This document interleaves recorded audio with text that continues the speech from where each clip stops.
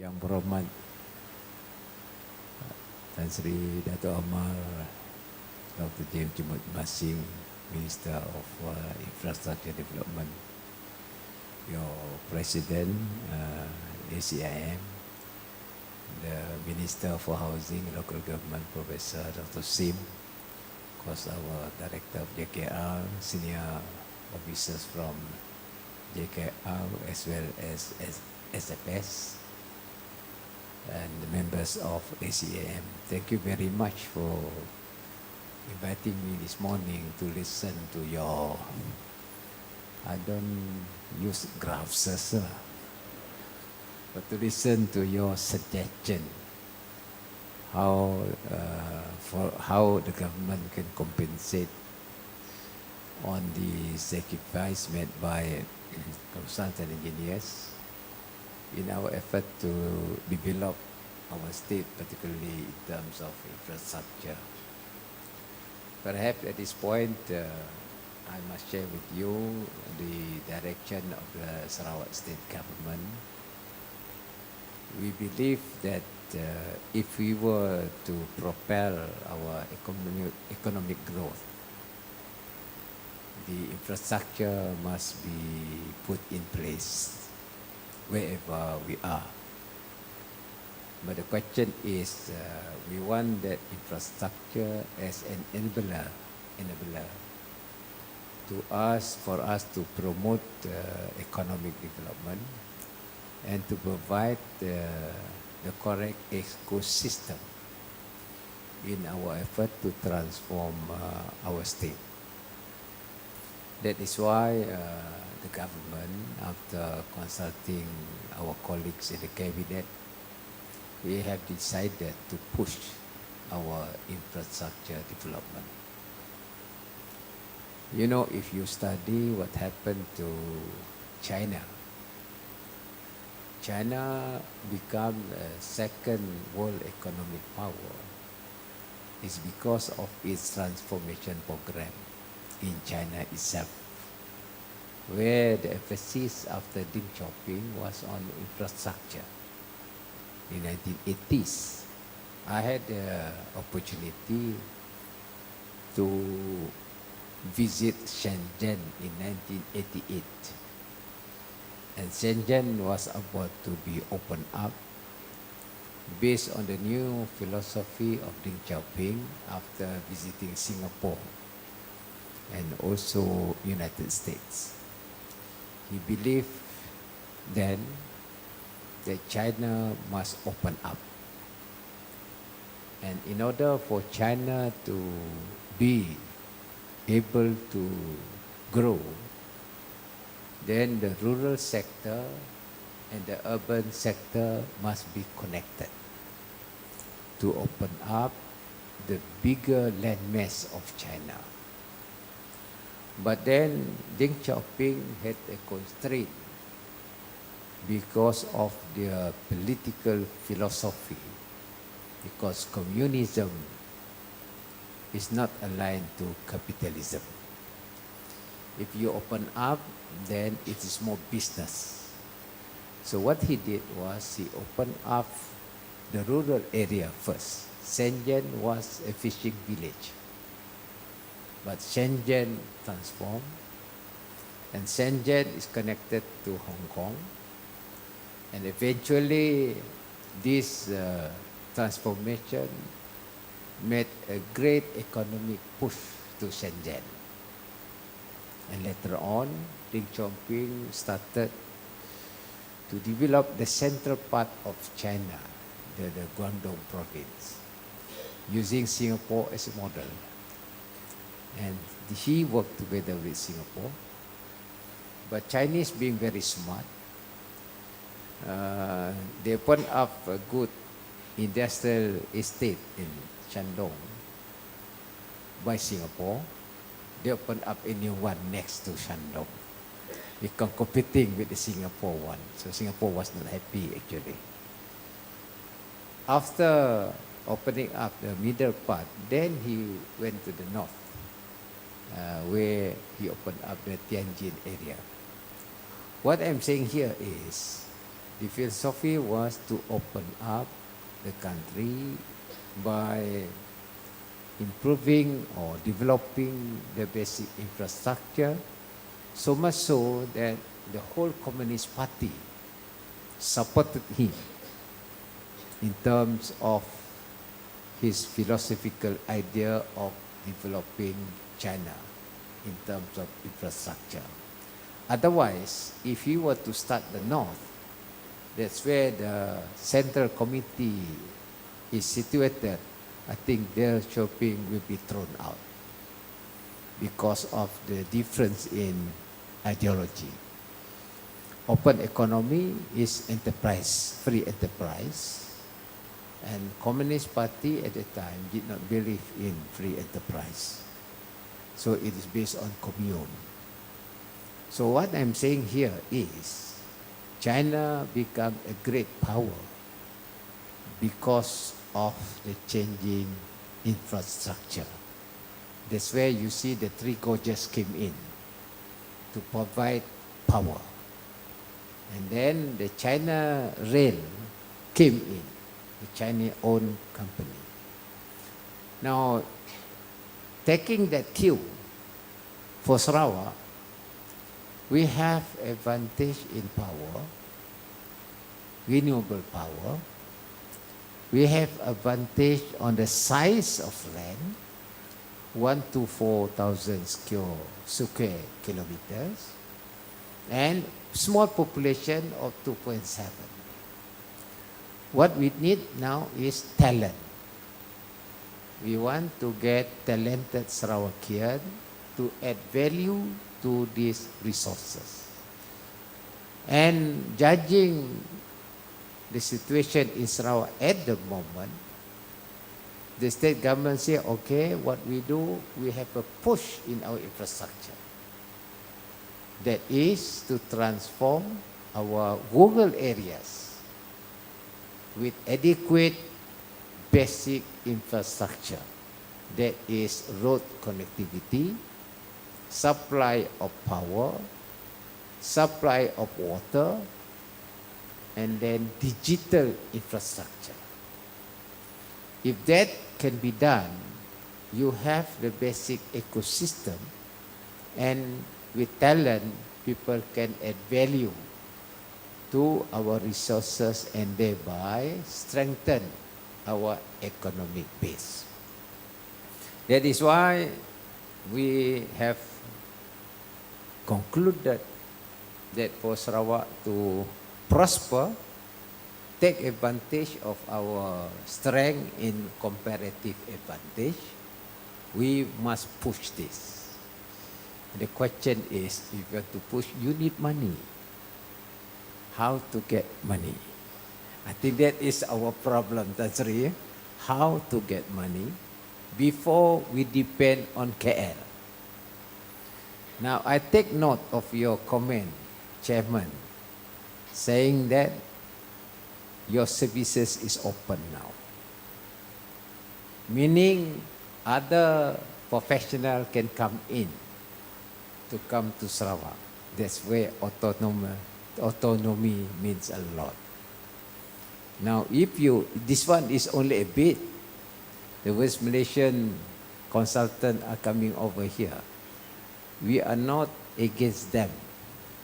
But the question is, if we use our money, why should you give services to West Malaysian? And therefore, last time, we depend on them. So, the consultant appointment is in KL because it's their money. Your KKW, your public works, all that from KL. So the consultant in KL will say, okay, I will do the job because they know the KSU, they know the people there. And eventually they will say, this is the contractor. All West Malaysia. And that is what we are, facing. But then, what to do? Because they fund the project. Now, what we have to do now is to get our own money. Then our money, I look through our constitution, a lot of our oil money go to KL. All our money from oil and gas go to KL. And we are rich state, some described as inwardly rich, outwardly poor. It's true. Because if the wealth of a country is calculated based on goods and services produced, the whole GDP include the export of oil and gas. Surely we are very rich. But then, all go to Putrajaya. That is where we have to find ways and means how to get the money back. And we found that we got that right, but never used. So I took the initiative to impose sales tax 5% on oil and gas. That gives us substantial revenue to push our infrastructure development. Now we may get about between 3 to 4 billion ringgit additional revenue from 5% sales tax. Last time they asked for 20%, Adnan tried, cannot. The AP promised 20%, also cannot. Then they talk about gross or net, banyak cakap lah. But I have decided just impose that 5%. Of course, the finance minister is not happy. Our own finance minister IKL not happy. He told me, Sarawak, how come Sarawak impose that 5%? Makes the cost of investment will be high. Nobody will be able to invest in Malaysia because of that additional 5% sales tax. And I told Guan Eng, I beg to differ. Because I said, federal government imposed petroleum income tax 38%. If you think that percent will affect, you recalibrate your taxation structure by reducing your PITA. So he kept quiet. So we continue with that 5% sales tax, meaning additional revenue to us for us to push our rural development agenda. That's number one. Number two, we have recorder. And this area, recorder must be developed. We divided the area into 3 agencies. That is the URDA, led by Tan Sri, the Ulu Rajang Development Agency. And we have, for 2 years, allocated 1.5 billion ringgit for URDA to develop strategic economic push in URDA. That is road connectivity, power supply, as well as water, beside the economic activity in that particular area, because URDA has a lot of potential. Then the highland, we form what we call Highland Development Agency in Baram area, which is good for tourism as well as agriculture in Bario, Bakalalan, that particular area. Also need connectivity by road, as well as the other connectivity masuk kapal terbang lah. And the northern part, Lawas Limbang. We want to improve that area so that Limbang and Lawas can be a partner to Brunei to develop that particular area. So these are 1.5 billion each, meaning kali dengan 3 is about 4.5 billion. And then this is ongoing now to provide all the strategic areas decided by the people themselves over the side. That is ODA. Then we have our own infrastructure development agenda for the whole Sarawak. That is the Coastal Road and the second trunk road. Federal government cancel all this, particularly the bridges. They cancel Rambungan, they cancel Batang Igan, they cancel Batang Lupa. All cancel, but we take over. Because I have calculated our own domestic budget, our own revenue, because as you know, this project will take at least 3 to 5 years or 6 years to complete. So you can amortize your budget. Kalau kita ada buat 3 billion, 4 billion plus our dividend, all that, what we do, we disburse according to the progress of the project. At the end of the day, tidak ada utang. We don't touch reserve. Though DAP said that I will touch on the state reserve, but we don't touch it. We know how to govern our side. We must know how to govern our own people. So these are what we plan to do. Then that one will take some billion, at least between 4 to 6 years. Then we have to increase supply of water and power. That one I have given a budget, stress area. It is equivalent to 2.8 billion for water and 2.3 billion for power. And this is to be spent within 2 to 3 years. All billion, you know. Nanti ada orang cakap, Abang Joe ni betul ke tidak? Mana ada duit? But you must know how to, design your financial position in order to get this thing moving. So in other words, a lot of push in our budget for this. That's why the current budget, it is more than 10 billion. The first time we touched 10 billion. That one is less than the other UDA, excluding this UDA, because this one is based on loan we got from our own bank, Development Bank of Sarawak, the boss. That's why when I took over as Chief Minister, I formed the bank first. And then with that bank, we can finance strategic project. Otherwise, we place us for commercial bank. This commercial bank pun kita rugi at the end of the day. Because they make money. Kalau our own bank money, 100% owned by the government. So the money already, circulate. So that is the first thing that I did, that we had our own bank.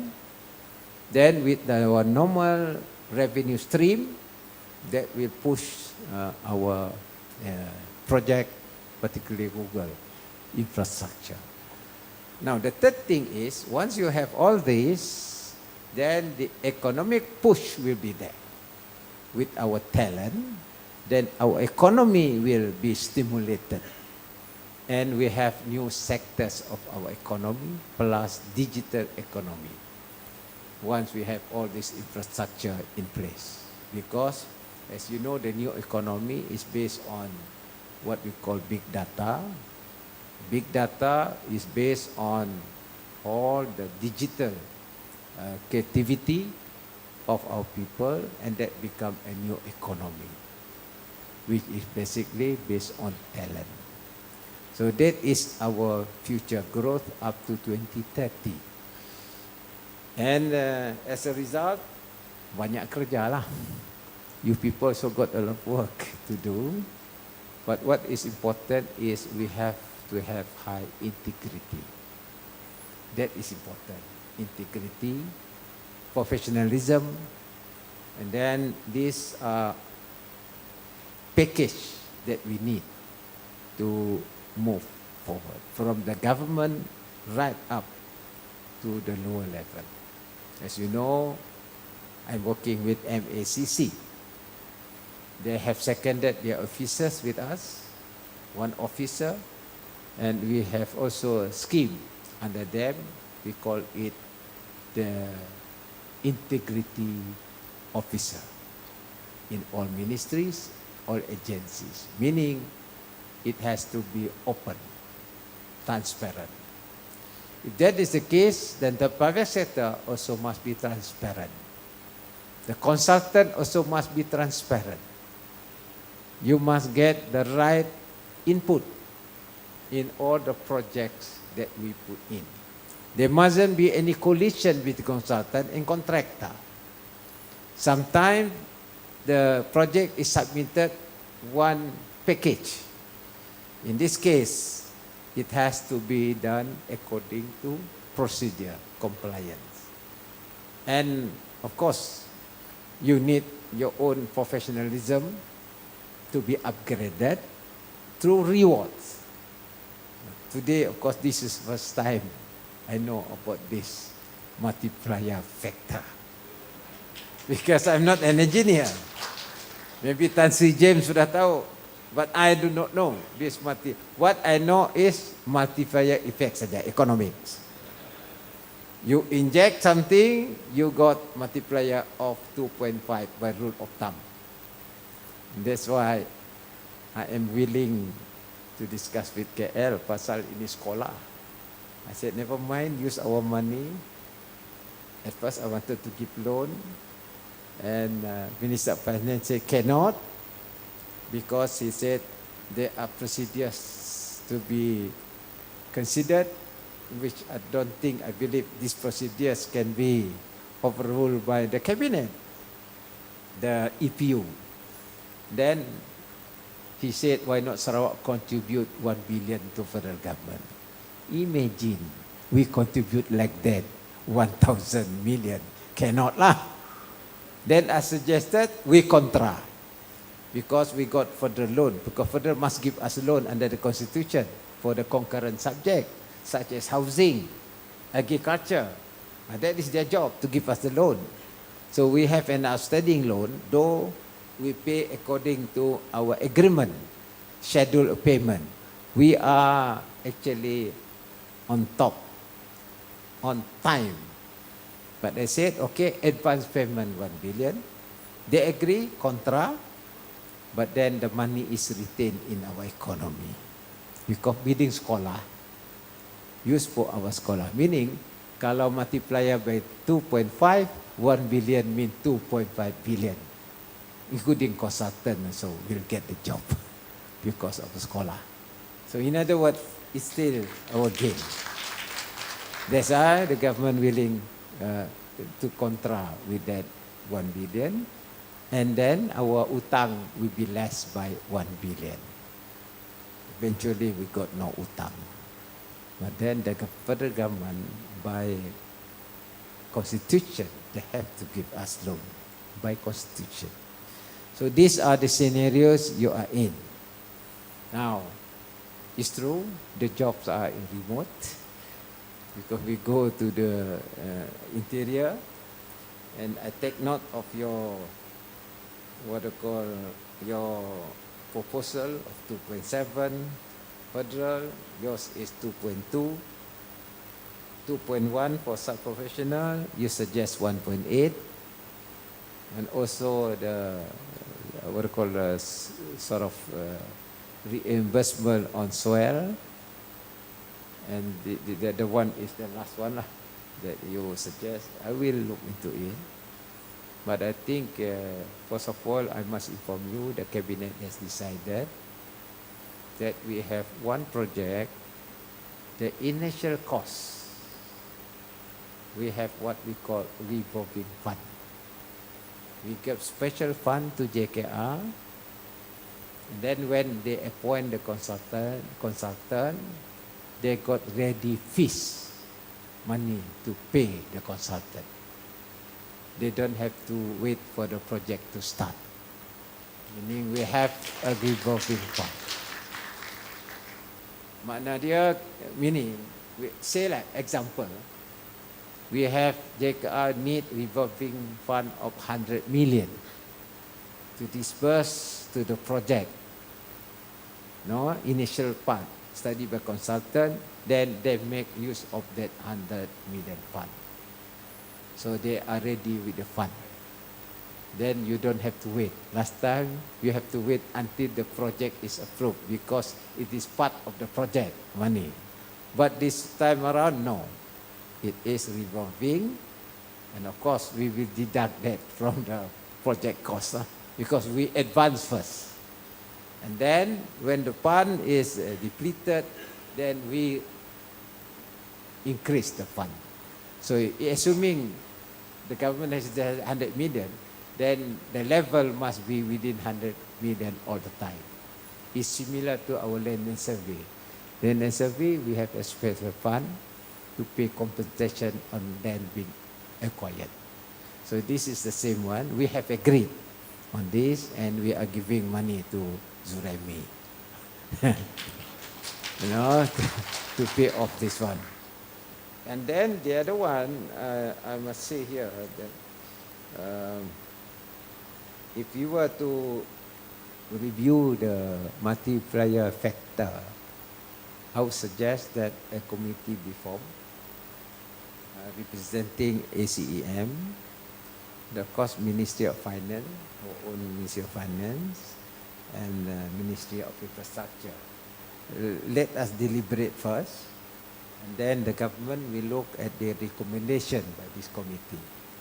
Because you have your basic already, data, then just deliberate, then you recommend what is the appropriate fees or the multiplier factor. And then I'm sure after that, Tan Sri, Minister of Infrastructure, will bring up to the Cabinet and we will decide. Of course, we will decide towards upward. Cannot be down.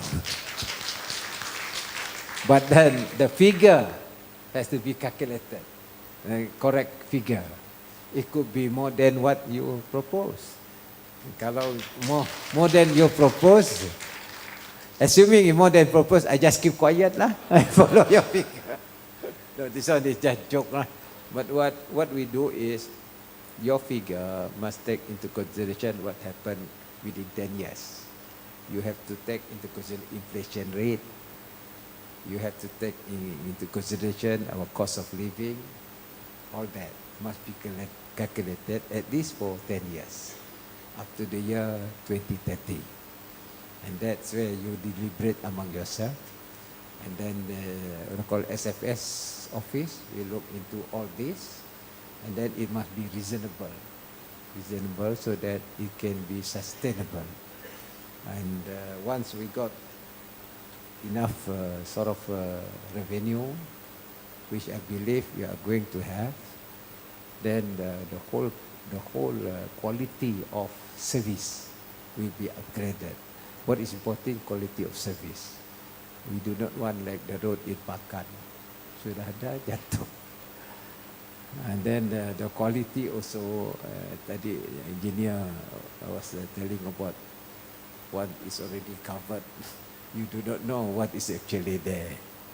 Kalau the supervision staff has no integrity, I think that is our problem. And also, I'm quite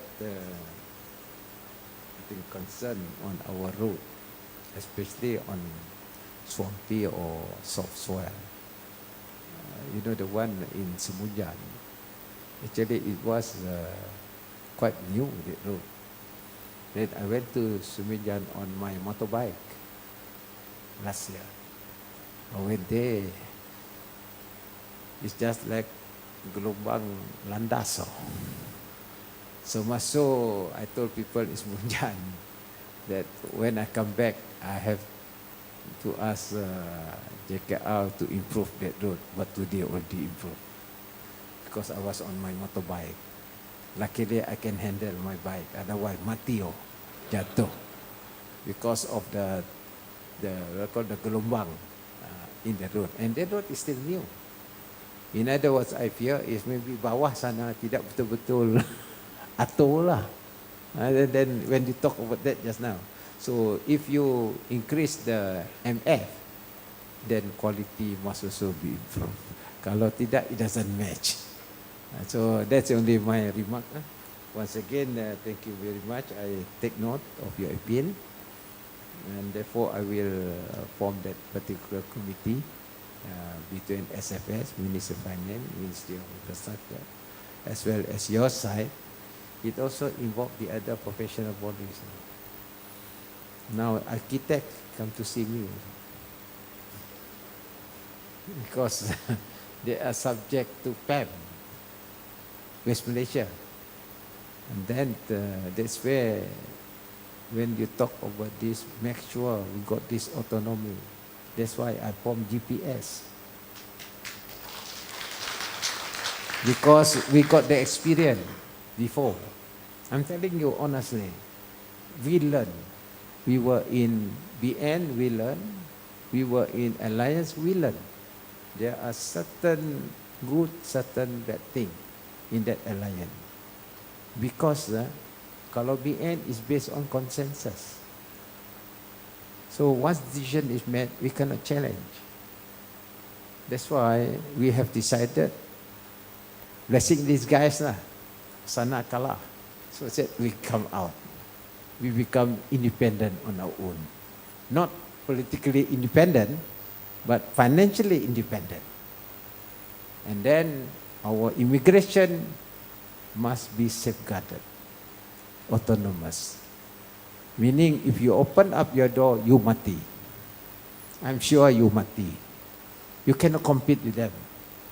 The same with legal profession. If you open up the door, mati also.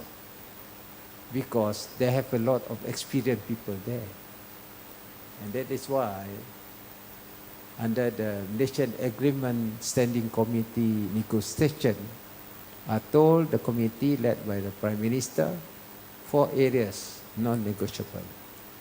One is immigration, autonomy. Negotiate, tidak boleh negotiate. That is our right. Number 2 is our right on our land, our state land code. That is our right. Cannot be negotiated.